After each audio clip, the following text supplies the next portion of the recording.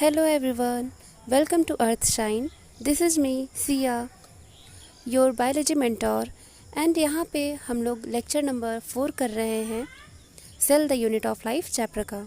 तो जैसे कि हम लोग जिस सीक्वेंस में कर रहे थे कि पहले हम लोग नोट्स से पढ़ रहे थे एनसीईआरटी के नोट्स से, उसके बाद हम लोग एनसीईआरटी की लाइन से हम लोग पढ़ रहे थे, तो हम लोग वही सीक्वेंस यहाँ भी फॉलो करेंगे, ठीक है। और अब हम लोग यहाँ शुरू करने वाले हैं प्रोकैरियोटिक सेल। हम लोग यहाँ पे प्रोकैरियोटिक सेल के बारे में पढ़ना हम लोग शुरू करेंगे। हम लोग लास्ट क्लास में इसके बारे में क्या पढ़े थे कि प्रोकैरियोटिक सेल किसको बोलते हैं? वैसे सेल जिसमें जो न्यूक्लियस है वो मेम्ब्रेन बाउंड ना हो, ठीक है, उसको क्या बोलते हैं? प्रोकैरियोटिक सेल बोलते हैं। इसका डेफिनेशन क्या है? Prokaryotic cells are primitive cell that lack a true nucleus and membrane bound organelle. तो वैसा सेल जिसमें ट्रू न्यूक्लियस एब्सेंट होता है। ट्रू न्यूक्लियस का मतलब क्या? वैसे न्यूक्लियर मटेरियल जो कि न्यूक्लियस के द्वारा कोई मेम्ब्रेन के द्वारा वो सराउंड किया हो। लेकिन प्रोकैरियोटिक सेल में कोई भी मेम्ब्रेन बाउंड नहीं होता है न्यूक्लियर मटेरियल के अराउंड में, ठीक है। और उसमें क्या होता है कि मेम्ब्रेन बाउंड ऑर्गेनेल जितने होते हैं वो सारे एब्सेंट होते हैं। ये भी हम लोग पढ़ लिए थे। अब कौन कौन से हैं वो भी हम लोग पढ़ लिए थे कि कौन कौन से मेम्ब्रेन बाउंड ऑर्गेनेल है वो भी देख लिए थे, ठीक है। अगर हम लोग को बताना है कि प्रोकैरियोटिक सेल कौन कौन से होते हैं, किससे हम लोग रिप्रेजेंट कर सकते हैं, तो किसका नाम लेंगे? बैक्टीरिया हो जाएगा, ब्लू ग्रीन एल्गी, साइनोबैक्टीरिया जिसको बोलते हैं, ठीक है। ब्लू ग्रीन एल्गी साइनोबैक्टीरिया बोला जाता है। Mycoplasma, pleuropneumonia like organism. तो माइकोप्लाज्मा के बारे में क्या पढ़े हैं कि स्मॉलेस्ट लिविंग सेल है, सबसे छोटा लिविंग सेल है ये माइकोप्लाज्मा, ठीक है। अब इसकी खासियत क्या क्या है, कैरेक्टरिस्टिक क्या है वो देखेंगे। ये स्मॉलर देन यूकैरियोटिक सेल। ये जो प्रोकैरियोटिक सेल है ये यूकैरियोटिक सेल के कंपैरिजन में काफ़ी छोटा होता है।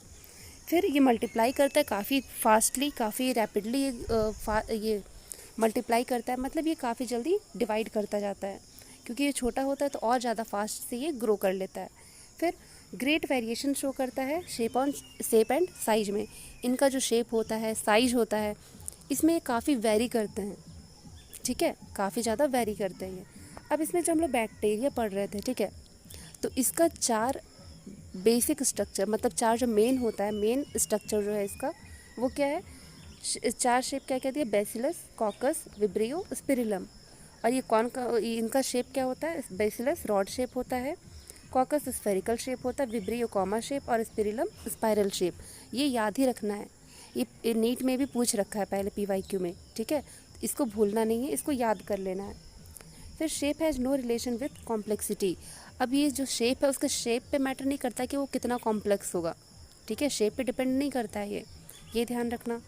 फिर हम लोग इसके बारे में पढ़ेंगे कि प्रोकैरियोटिक सेल का जो जनरल ऑर्गेनाइजेशन, मतलब कि उसमें क्या क्या पाया जाता है, पार्ट जैसे हमारे बॉडी का पार्ट करते हैं ना हम लोग, आई, ईयर, नोज़, हैंड, ये सारा, तो इसका कौन कौन सा पार्ट होता है ये हम लोग देखेंगे।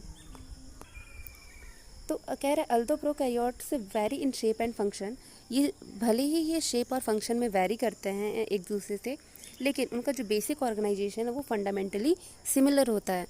जैसे हम जितने भी इंसान हैं, ह्यूमंस हैं, हमारा बेसिक जो स्ट्रक्चर है वो क्या है? सेम है। 2 आँख, 2 कान, 1 नाक, 1 मुंह, ये सारा कुछ है, क्या है? सब में है। 2 हाथ, 2 पैर सारे इंसानों में। तो लेकिन क्या होता है, हमारा बिहेवियर वेरी कर जाता है, लेकिन फिर भी देखने में थोड़ा शेप हम लोग का अलग दिख जाता है हम लोग का, ठीक है, कलर वगैरह, तो ये सारी चीज़ें डिफ़र कर जाती हैं। तो ठीक इसी तरह से इसमें भी होता है। तो क्या जो बेसिक स्ट्रक्चर क्या होता है, इसमें क्या पाया जाता है? सेल वॉल, साइटोप्लाज्म, ये सारी चीज़ें ये पाया जाता है। फिर न्यूक्लियस में क्या है ये भी देखेंगे, क्योंकि इसमें तो हम लोग पढ़े थे कि न्यूक्लियर मटेरियल होता है सिर्फ, लेकिन ये जो मेम्ब्रेन बाउंड होता है वो नहीं होता है इसमें।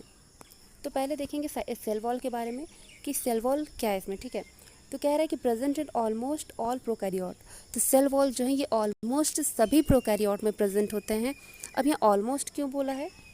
अब यहाँ पे ऑलमोस्ट क्यों बोला, ऑल क्यों नहीं बोला? तो इसका भी रीज़न है क्योंकि माइकोप्लाज्मा है जो हमारा, ये क्या है? प्रोकैरियोटिक सेल है, लेकिन सिर्फ यही एक ऐसा प्रोकैरियोटिक सेल है जिसमें सेल वॉल प्रेजेंट नहीं होता है। इसीलिए यहाँ पे ऑलमोस्ट बोला गया है। और ये एक्सेप्शन हो जाएगा कि माइकोप्लाज्मा सेल वॉल से सराउंड नहीं होता है। और कह रहा है कि ये एक सेकेंड, हाँ, cell wall surround the plasma membrane.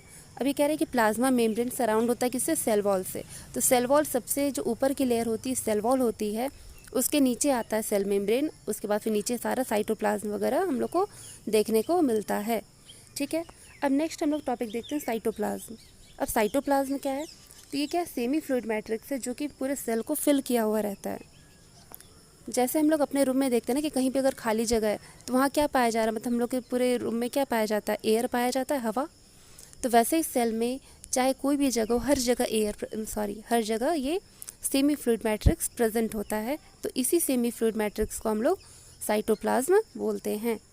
अब इसका फंक्शन क्या होता है, इस साइटोप्लाज्म का फंक्शन क्या है, कार्य क्या है, तो क्या है, साइट ऑफ मेटाबॉलिक रिएक्शन। जितने भी मेटाबॉलिक रिएक्शन होते हैं, केमिकल रिएक्शन होते हैं, केमिकल एक्टिविटीज़ होती हैं, मेटाबॉलिक एक्टिविटीज़ होती हैं, ये सारा कहाँ हो रहा होता है, साइटोप्लाज्म में हो रहा होता है। और ये साइटोप्लाज्म में क्या है, हर चाहे वो प्रोकैरियोट हो या यूकैरियोट हो, ये क्या है, main arena of cellular activities.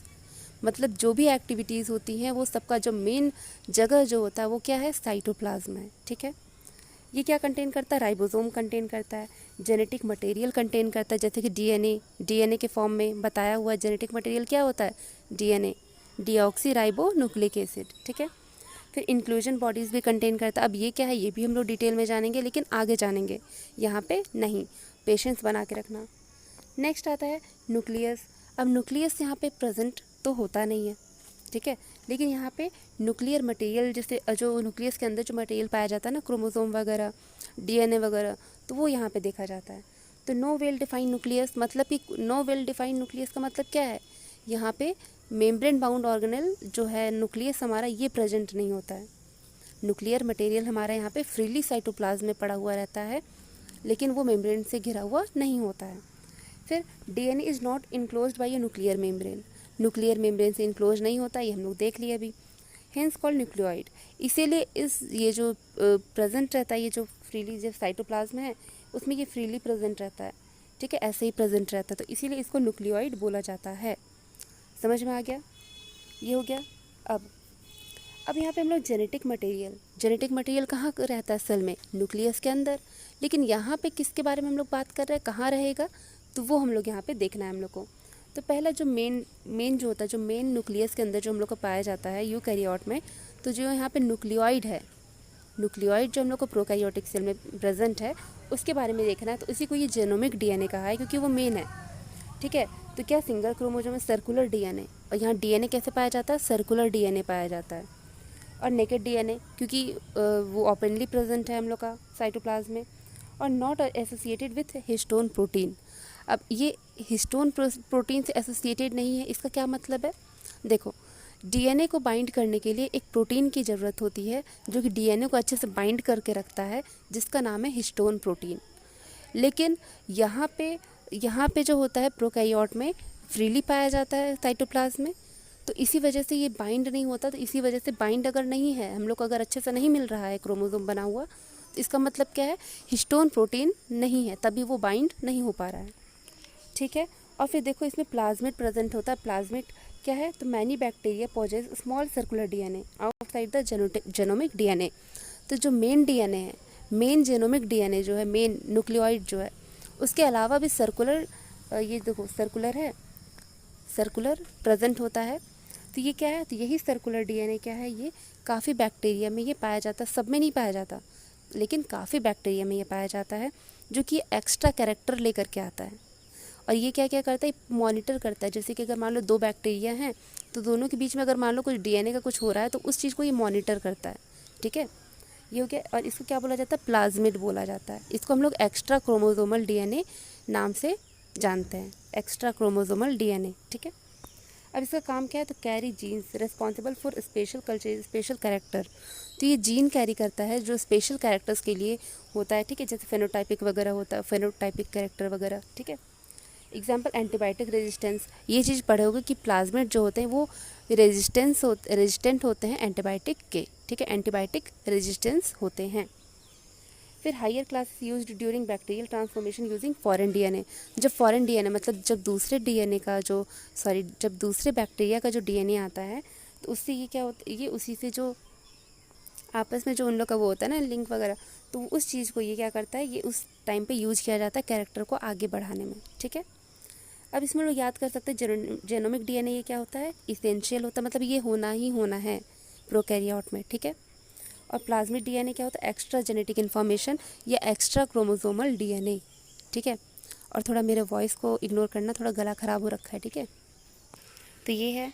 फिर आता है ऑर्गेनेल इन प्रोकैरियोट। अब प्रोकैरियोट में कौन कौन से ऑर्गेनेल प्रेजेंट होते हैं, जैसे कि हम लोग यूकैरियोट में देखे थे बहुत सारे ऑर्गेनेल थे, mitochondria, ribosome, endoplasmic reticulum, Golgi body. तो इसमें कौन कौन सा ऑर्गेनेल है वो देखना है, ठीक है। तो पहले देखेंगे मेम्ब्रेन बाउंड ऑर्गेनेल के बारे में यहाँ पे। तो मेम्ब्रेन बाउंड ऑर्गेनेल जो होते हैं वो यहाँ पे एब्सेंट होता है। प्रोकैरियोट में एक भी मेम्ब्रेन बाउंड ऑर्गेनेल प्रेजेंट नहीं होगा, ये माइंड कर लेना, ठीक है, दोबारा ना बोलना पड़े। फिर अब जैसे कि कौन कौन एब्सेंट होते हैं, माइटोकॉन्ड्रिया एब्सेंट होता है, chloroplast, endoplasmic reticulum, Golgi body, lysosome, ये सारे एब्सेंट होते हैं। अब प्रेजेंट क्या क्या होता है वो देखते हैं।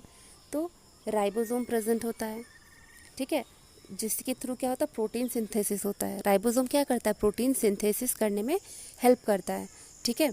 और ये ऐसा इसलिए है, अब ये बोलोगे ये तो यूकैरियोट में भी प्रेजेंट था, अब ये प्रोकैरियोट में भी कैसे आ गया, तो ऐसा इसलिए है क्योंकि ये मेम्ब्रेन बाउंड नहीं है। ये मेम्ब्रेन बाउंड नहीं है, इसीलिए ये यूकैरियोट में भी पाया जाता है और प्रोकैरियोट में भी पाया जाता है। 70S राइबोसोम, 80S राइबोसोम, अब ये कहाँ कहाँ प्रेजेंट होता है ये भी देखेंगे, लेकिन अभी के लिए इतना जानो कि राइबोसोम जो है ये यूकैरियोट में भी पाया जाता है और प्रोकैरियोट में भी, ठीक है। अब देखते हैं इसका जो फीचर है, मतलब कैरेक्टरिस्टिक क्या क्या है इस राइबोसोम का, वो देखते हैं। तो ये क्या होता है इसमें, एक सेकेंड, हाँ, अब यहाँ पे हम लोग देखेंगे प्लाज्मा मेम्ब्रेन के बारे में थोड़ा सा, ठीक है, कि प्लाज्मा प्रोकैरियोटिक सेल में जो होता है प्लाज्मा मेम्ब्रेन, उसमें कुछ इनफोल्डिंग्स बन जाते हैं, मतलब अंदर की तरफ कुछ स्ट्रक्चर, ये जैसे प्लाज्मा मेम्ब्रेन है तो अंदर की तरफ कुछ इनफोल्ड, ये मतलब अंदर की तरफ ये फोल्ड हो जाता है। तो ये क्या है, तो इसको बोला जाता है मेसोसोम, मेसोसोम या जो पढ़ लो, ठीक है, मेसोसोम, ठीक है, ये हो गया। फिर मेसोसोम जो होते हैं ये इनफोल्डिंग होते हैं प्लाज्मा मेम्ब्रेन के, प्लाज्मा मेम्ब्रेन के इनफोल्डिंग्स होते हैं, अंदर की तरफ फोल्ड होता है, बाहर की तरफ नहीं, अंदर की तरफ, ठीक है। और ये क्या कह रहा है, this feature is considered characteristic of prokaryote, और इसे कैरेक्टरिस्टिक माना जाता है प्रोकैरियोट का, एज ये रेस्पायरेशन में हेल्प करता है और भी बहुत सारी चीज़ों में हेल्प करता है, लेकिन मेन जो इसका फंक्शन है मेसोसोम का, ये रेस्पायरेशन में हेल्प करता है, ठीक है। अब इसमें हम लोग प्रोकैरियोट का स्ट्रक्चर और साइज भी देखेंगे कि और क्या क्या स्ट्रक्चर है, क्या क्या साइज होता है, वो देखेंगे हम लोग। एज पहले हम लोग देख चुके हैं, लेकिन फिर से देखेंगे क्या होता है। तो टिपिकल यूकैरियोटिक सेल का क्या स्ट्रक्चर होता है, 10 to 20 माइक्रोमीटर, या तो 10 to 20 म्यूमीटर भी इसको बोल सकते हो। और टिपिकल जो बैक्टीरिया प्रोकैरियोटिक सेल में अगर हम लोग को अगर देखना है, जनरली अगर हम लोग को लेना है, तो हम लोग टिपिकल बैक्टीरिया को लेते हैं, जिसको साइज कितना है 1 to 2 माइक्रोमीटर। अब देख लो डिफरेंस कितना है, देख लो, PPLO अबाउट 0.1 माइक्रोमीटर, ठीक है, ये सबसे छोटा है, मेसोसोम बोल सकते हो। Virus 0.022 to 0.2 micrometre. अब ये क्या है, वायरस क्या है, ये जब हम लोग की वायरस क्या है, इसको हम लोग कैसे देखते हैं, जब ये बाहर रहता है, जब ये होस्ट बॉडी के बाहर रहता है, होस्ट के बाहर रहता है तो क्या होता है, नॉन लिविंग होता है। लेकिन जब ये लिविंग के बॉडी में टच होता है, जब रहता है होस्ट में आ जाता है, तब ये लिविंग होता है, ठीक है। इसीलिए यहाँ पे सबसे ज़्यादा छोटा क्या हो जाएगा, ये माइकोप्लाज्मा, ये PPLO जो बोलते हैं, ठीक है। इसके बाद अगर हम लोग लार्जेस्ट से स्मॉलेस्ट की तरफ देखें तो पहले यूकैरियोटिक सेल आएगा, इससे छोटा कौन है, बैक्टीरिया, इससे छोटा कौन है, PPLO या माइकोप्लाज्मा बोल सकते हो। फिर इसके बाद क्या है, वायरस। वायरस हम लोग इसलिए स्मॉलेस्ट लिविंग सेल काउंट नहीं करते हैं क्योंकि ये क्या कनेक्टिंग लिंक है किसके बीच में, नॉन लिविंग और लिविंग के बीच में। जैसे कि देखो, हमारे शरीर के बाहर रहा तो नॉन लिविंग, लेकिन शरीर पे रहा तभी वो लिविंग रहता है। इसीलिए लिविंग में अगर हम लोग को देखते हैं स्मॉलेस्ट लिविंग सेल, तो वो माइकोप्लाज्मा कहलाता है, ठीक है। अब हम लोग देखेंगे सेल एनवेलप। सेल एनवेलप ये किसके ऊपर होता है, किसके ऊपर होता है, प्रोकैरियोट के ऊपर। अब प्रोकैरियोट के ऊपर जो सेल वॉल के ऊपर भी जो लेयर होता है उसको क्या बोला, एक सेकेंड, उसको क्या बोला जाता है, आउटर लेयर को ग्लाइकोकैलिक्स, ठीक है, ग्लाइकोकैलिक्स बोला जाता है। तो ग्लाइकोकैलिक्स, तो ये क्या होता है कि हम लोग सेल एनवेलप, अब हम लोग पहले एक बात जान लेते हैं, देखो, हाँ, सेल एनवेलप, सेल एनवेलप, ये हम लोग किसका बात कर रहे हैं, प्रोकैरियोट का, ठीक है, प्रोकैरियोट का बात कर रहे हैं। तो सेल एनवेलप में क्या क्या आ जाएगा, जनरली ये क्या क्या आ जाएगा, ग्लाइकोकैलिक्स, ग्लाइको, एक सेकेंड, ग्लाइको कैलिक्स। सेकेंड क्या आ जाएगा, सेल वॉल, सेल वॉल, ठीक है। अब नेक्स्ट, एक सेकेंड ऊपर हो जाओ, दुश्मनी हो गया भैया इसको। चलो ये हो गया तीसरा, सेल मेम्ब्रेन, ठीक है, सेल मेम्ब्रेन, ठीक है। ये तीनों क्या हो जाएगा, ये तीनों हो जाएंगे प्रोकैरियोट में सेल एनवेलप, ठीक है, ये तीनों। लेकिन ये सब में पाया जाता है, लेकिन सेल वॉल सिर्फ किस में पाया नहीं जाता, माइकोप्लाज्मा में सिर्फ नहीं पाया जाता है। फिर ग्लाइकोकैलिक्स भी सब में नहीं प्रेजेंट होता, लाइक बैक्टीरियम प्रेजेंट होता है, लेकिन सारे प्रोकैरियोट में नहीं होता है, ठीक है। तो ये भी हम लोग वापस चलते हैं। हाँ, तो कह रहा है कि देखो, द आउटर प्रोटेक्टिव कवरिंग और बैक्टीरियल सेल, मतलब बैक्टीरिया के जो सेल होते हैं वो इसका आउटर कवरिंग है, ये ग्लाइकोकैलिक्स, ठीक है। It consist of 3 layers tightly bound layer. अब ये जो बैक्टीरिया है ये 3 टाइटली बाउंड लेयर से बना हुआ होता है। कौन कौन, फ्रॉम आउटसाइड टू इनसाइड। तो सबसे बाहरी लेयर होता है ग्लाइकोकैलिक्स, उससे अंदर आता है सेल वॉल, फिर उससे भी अंदर, सबसे अंदर होता है प्लाज्मा मेम्ब्रेन। तो ये 3 लेयर प्रेजेंट होता है। और फिर ये सारे साथ में क्या फंक्शन करते हैं, प्रोटेक्टिव, मतलब प्रोटेक्शन प्रोवाइड करने का ये काम करते हैं। जैसे अगर हम लोग के घर के बाहर हम लोग बाउंड्री क्यों लगाते हैं, बाउंड्री का काम क्या होता है, प्रोटेक्शन प्रोवाइड करना। तो ठीक इसी तरह से बैक्टीरिया में भी यही इसका काम होता है। ये हो गया। अब इसके आगे कि cell envelope component and function, इनका काम क्या है, जो बाहरी जो हम लोग का लेयर है उसका काम क्या है, मतलब प्रोटेक्शन का तो काम है, लेकिन वो बना किस चीज़ से है, क्या काम हो, क्या कैसे क्या काम होता है वो देखेंगे। तो पहला आता है ग्लाइकोकैलिक्स, पहला आता है ग्लाइकोकैलिक्स। तो इसमें क्या हो जाएगा, composition and thickness very among bacteria.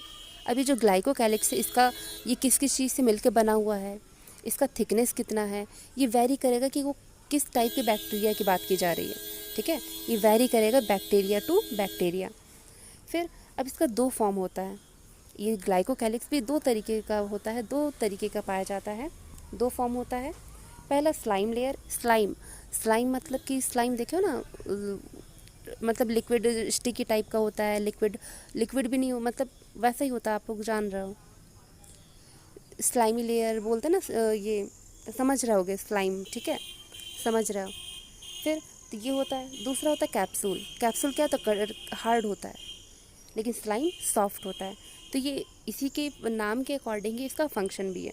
तो स्लाइम लेयर जो होता है ये लूज़ होता है, पतला होता है और इजीली रिमूवेबल, इसको आसानी से हम लोग रिमूव कर सकते हैं, इस स्लाइम लेयर को हम लोग रिमूव कर सकते हैं। सेकेंड है कैप्सूल, तो ये थिक होता है, टफ होता है, फर्मली अटैच्ड, और ये सेल मेम्ब्रेन से पूरे अच्छे से अटैच होता है, जिसे मतलब निकालना मुश्किल होता है, ठीक है। तो ये पहला था स्लाइम लेयर, इसको निकाल सकते थे, लेकिन इसको निकाल नहीं सकते हैं कैप्सूल को, क्योंकि ये बहुत ज़्यादा हार्ड होता है, टफ होता है। अब इसका काम क्या है, तो ग्लाइकोकैलिक्स का काम क्या होता है, प्रोटेक्शन, प्रिवेंट डेसिकेशन, डेसिकेशन मतलब कि मतलब इसमें कुछ ब्रेकेज ना आ जाए, ये सब का ध्यान रखना। फिर हेल्प इन पैथोजेनिसिटी, पैथोजेनिसिटी में भी हेल्प करता है, लाइक पैथोजन वगैरह होता है ना, कि लाइक एक्स्ट्रा वाले जो, तो उनके बीच का जो काम वगैरह होता है वो सारी चीज़ों में हेल्प करता है। फिर ये सरफेस में अटैच होना, लाइक अगर बैक्टीरिया किसी चीज़ के ऊपर बैठ रहा है तो उसको वहाँ से अटैच करने में ये हेल्प करता है, ठीक है, ये समझ में आ रहा होगा। फिर नेक्स्ट आता है सेल वॉल, कि अब उस सेल वॉल का क्या काम है, तो ये लोकेटेड बिलो ग्लाइकोकैलिक्स, तो ये ग्लाइकोकैलिक्स के नीचे प्रेजेंट होता है ये सेल वॉल हमारा। इसका काम है शेप डिटरमाइन करना, कि सेल जो है हमारा उसका शेप कैसा होगा, लाइक सेल मेम्ब्रेन नहीं डिसाइड करता है कि सेल का शेप कैसा होगा, जैसे हमारा सेल देख लो अलग अलग स्ट्रक्चर का है, लेकिन इसमें जो होता है इसमें शेप ये डिटरमाइन करता है कि शेप कैसा होगा, स्ट्रक्चरल सपोर्ट देता है, मतलब कि स्ट्रक्चर फ्रेम उसका बनाता है, फ्रेमवर्क रेडी करता है, और क्या करता है, प्रिवेंट करता है bursting due to osmotic pressure. जैसे ऑस्मोटिक प्रेशर में क्या होता है कि अगर कम ज़्यादा हो गया पानी वगैरह तो बर्स्ट वगैरह होने का खतरा रहता है, तो उससे ये इसको बचाता है। प्रिवेंट्स कोलैप्स, लाइक 2 बैक्टीरिया अगर हैं तो वो अगर कोलैप्स कर रहे हैं, कोलैप्स कर गए, उस चीज़ से ये बचाता है कि कोलैप्स करके ये बैक्टीरिया ख़त्म ना हो जाए, इस चीज़ का भी ये ध्यान रखता है। फिर विदाउट सेल वॉल बैक्टीरिया में बर्स्ट इन हाइपोटोनिक सॉल्यूशन, तो जो हाइपोटोनिक, जैसे आप लोग पढ़े हो हाइपरटोनिक, आइसोटोनिक, हाइपोटोनिक सॉल्यूशन, तो हाइपोटोनिक सॉल्यूशन जो होता है उसमें ये अगर बिना ये अगर सेल वॉल नहीं रहेगा बैक्टीरिया में तो वो हाइपोटोनिक सॉल्यूशन में ये बर्स्ट कर जाएगा, ठीक है। तो ये चीज़ें हैं।